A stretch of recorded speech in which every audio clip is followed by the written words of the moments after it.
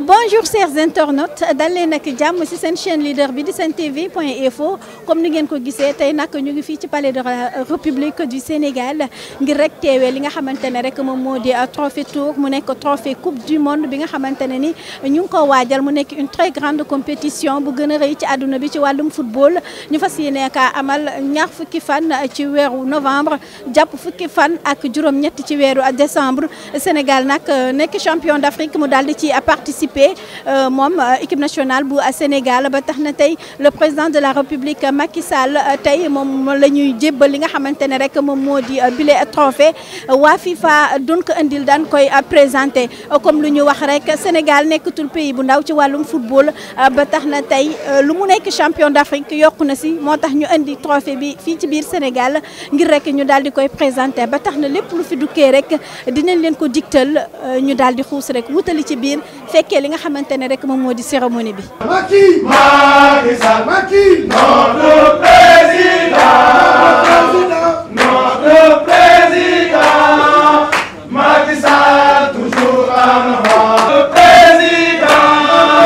Macky Sall toujours en avant. Macky Sall, Macky Sall, notre président.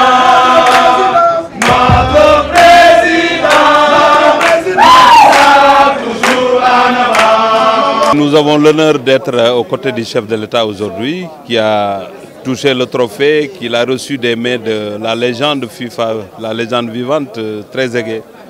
Ce qui est un fait extrêmement important. C'est la deuxième fois. En 2018, il l'avait reçu au Palais. En 2022 aussi, on vient de le recevoir. Cela démontre de la performance de notre football et de notre équipe nationale. Je l'avais indiqué lors d'un point de presse. Aujourd'hui, tout ce qui est convoitisé par les joueurs se retrouve au Palais de la République. La Coupe d'Afrique des Nations et la Coupe d'Afrique et la Coupe du Monde. Ce n'est pas rien parce que tous les pays n'ont pas l'honneur d'avoir ça. Le chef de l'État, dans son discours, avec beaucoup d'ouverture, de détente, nous a encore armés positivement. Parce que cette pression positive sur nous, c'est effectivement de nous dire vous devez aller au Qatar, mais avec tous les atouts, vous devez écrire votre histoire dans le football mondial. Cela veut dire que le Demba Diekh va encore exister. Nous allons nous battre parce que nous avons une belle équipe, nous avons une bonne fédération, un État qui investit. Je pense que ce cocktail-là peut donner encore des résultats positifs comme ça a été lors de la Coupe d'Afrique des Nations. Et le chef de l'État qu'on a vu, c'est un véritable sportif qui a soulevé le trophée et qui a utilisé des mots qui aujourd'hui nous rendent très fiers. Le Sénégal est un grand peuple, c'est pourquoi nous tendons la main à l'ensemble des populations pour qu'on prie ensemble dans l'unité et qu'on accompagne notre équipe nationale qui peut faire effectivement des merveilles lors de cette grande Coupe d'Afrique, Coupe du Monde au Qatar au mois de novembre et de décembre. Ce n'est pas difficile et puis d'ailleurs, ce qui est exact, c'est que les joueurs ont des clubs. Il y a quelques petits couacs au niveau des transferts. Il n'y a que Bamba le plus en vue aujourd'hui et ça va être réglé. Un sportif, il s'adapte. Le fait de ne pas avoir de club pour quelques jours ne peut pas arrêter un professionnel.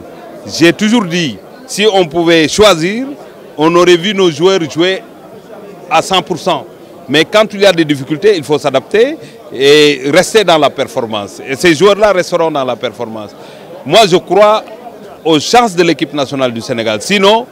je ne m'engagerai pas à aller me battre. Je me bats au nom du Sénégal et vous avez vu le chef de l'État qui m'a fait confiance, qui m'a confié le département des sports, vient de nous dire allez écrire votre histoire, allez vous battre au Qatar parce que vous en avez les capacités. Cela veut dire que nous croyons à nos chances et cette personnalité-là pour un sportif est indispensable. Quelqu'un qui compétit doit avoir la personnalité. Tey réew mu nekk mënoo jot lii nga xamante ne mooy coupe du monde bi da ngay def dara pour ñu mën la ko andi li ngay def nag mooy positif pour nga mën ci jot. Tey jot nañu li nga xamante ne mooy coupe du monde bi président jot ko ñaari yoon 2018 ak 2022 loolu nag lu rëy la booy xool taarixu footballu Sénégal tey nag. boo demee Ghana ba ñu war a dem wala ñu dem Cameroun dinañu fa dem waaye duñ fa fekk Coupe d'Afrique des Nations même bu ñu ko mosee jël yàlla nag ñun la jagleel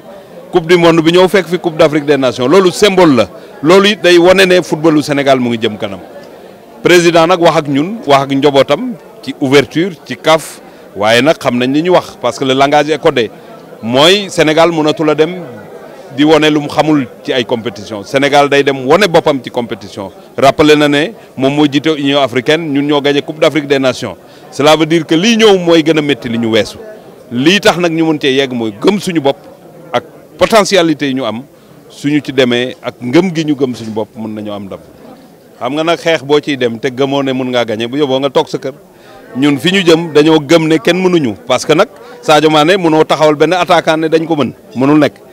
état bi li muy def leer na li fédération di def leer na joueurs yi li ñuy def leer na lan moo des gëm sa bopp parce que compétition bi ñuy jëm nii kenn du fa jàng football ñëpp a mën football li ci des ci fighting la toll ci question de mental la te loolu mu ngi ci xale yi moo tax jàpp nañu ne mun nañoo rafet njort ci coupe du monde bi ñuy jëm. lii président son excellence le président Macky Sall wax dama si d'accord parce que pour man gëw ma ni participer lañu war a def participer rek dafa war a jeex léegi li war a am moo di Sénégal dafa war a dem pour minimum dem ba demi-finale wala quart de finale et je crois que am nañu équipe bu mel noonu et tey jii boo xoolee état d'esprit bu ñuy demee war na mën nekk et léegi gëm-gëm rek la Sénégalais yi commencé nañu gëm seen bopp si compétition yu mag yi lii nag coupe du monde la moo gën a mag coupe d'Afrique mais nag fii la ñuy wane war a gën wane suñu bopp man lu tax ma yaakaar ni war na mën ne te incha allah dina mën a ne parce que équipe état d'esprit la ak li ñuy wax naan longévité et tey jii longévité boobu pardon Sénégal am nañ ko et expérience boobu Sénégal am nañ ko et je crois que ni tey jii amatul benn équipe tamit ni ñu waxee ni yàlla bu ñu tombé si Brésil noonu la Brésil naan yàlla bu ñu tombé si Sénégal ndax mën nañu génne wala mën nañu leen génne Argentine pareil et je crois que état d'esprit boobu comme le président ni mu ko waxee bu ñu ko amee rek yaakaar naa ni incha allah mën nañu dem fa sore. Ben voilà, chers internautes, comme ni ma leen ko waxee woon tout à l'heure ñu ngi fi nga xamante ne moom moo di palais de la République gis ngeen cérémonie trophée tour bi nga xamante ne ni assisté nañ ko mu nekk trophée coupe du monde waa FIFA andi ko fii ci biir Sénégal rawatina fii ci palais de la République ngir rek mu daal di koy présenter Sénégal nag bokk ci fukk pays ak ñaar yi nga xamante ne rek dañoo participer ci bile coupe du monde ñu fas yéene kaa amal le 20 novembre jàpp 18 décembre mu nekk une très grande compétition boo xamante ne ni jàpp nañ ni que moo gën a rëy ci àdduna bi ci wàllum football Sénégal nag daal di def ay jéego moom moo waral tey ñu daal di fi indi li nga xamante ne moom moo di trophée bi daal di koy présenté ñu daal di koy teg ci loxoy président de la République Macky Sall également gis nañ fi ki nga xamante ne moom moo di teewaayu le ministre des sports Matar Ba gis ngeen moom it réaction d'après le discours du président de la République Macky Sall doon wax ci li nga xamante ne rek moom moo di bile coupe du monde gannaaw bi ñu jëlee coupe d'Afrique bi mun na jël li nga xamante ne rek moom moo di coupe du monde bi puisque nag dinañu mettre lépp en place lépp li nga xamante ne rek war nañ ko def pour Sénégal indi trophée bi ñoom dinañ ko def ci kàttanu yàlla ak mbaaxam ben voilà ngeen gis aussi la réaction du ministre des sports Matar Ba ak jéego yi nga xamante ne rek mu ngi koy def ci wàllum football ci biir Sénégal également gis nañ fi présence Fatima Samoura nekk secrétaire général de la FIFA ak ki nga xamante ne rek moom moo di David Trezeguet nekk nag champion du monde moom it gis nañ fi teewaayam ak yeneen autorité ben voilà cérémonie bi lii moo fi nekkoon comme ni ñu leen digtaloon gannaaw réaction yi nga xamante ne am nañ ko ben voilà ak El Hadj Ousseynou Diouf bi nga xamante ne ni moom nag daal dina ci prononcé wu wax ne rek ñoom am nañu arme yëpp ngir rek daal di jëlee bile trophée coupe du monde ñu daal di koy indi qu'importe les circonstances dinañ daal di teg seen tànk def seen kéem kattan ngir rek jëli bile trophée daal di koy indiwaat fii ci biir réew mi di trophée coupe du monde pare nañ ci côté bu nekk di leen jaajëfal bu baax a baax yéen mbokk yi nga xamante ne yéen a ñuy bàyyi xel saa su ne rawatina si seen chaîne leader bi di Sen TV.info di leen remercier bu baax a baax di leen jokk dig daje ba beneen yoon.